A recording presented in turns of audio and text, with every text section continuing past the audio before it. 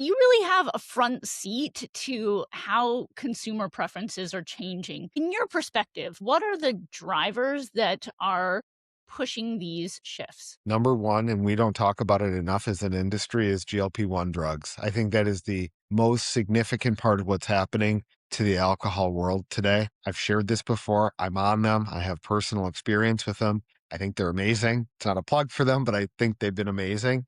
But they give me and they give others complete control over your ability for many things from food to alcohol and others to control your engagement with that category. And so they estimate today that roughly 10% of the population is on GLP-1 drugs of one type or another, assuming that's accurate.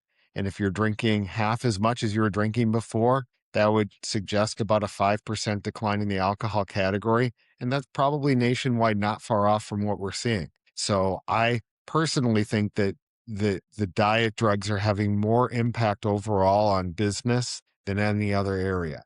Economic challenges, young people drinking less, people focused on health are definitely elements of what is going on.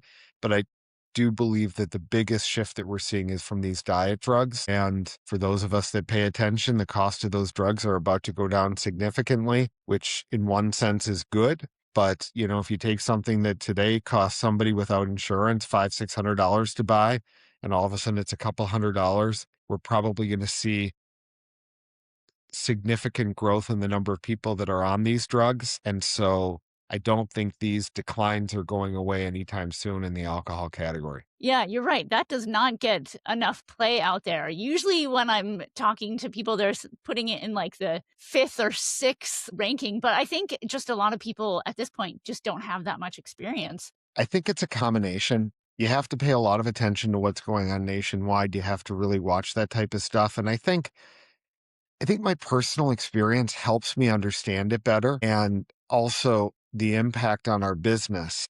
I'm 58 years old and I don't sleep well after I drink. So prior to going on GLP-1 drugs, I still drank and I just sort of dealt with it. Since I've gone on them, I drink a lot less. And it's not that I don't like alcohol. It's not really worried about the health risks of it compared to other categories. I just have the ability to control it and not do it because I want to get a good night's sleep.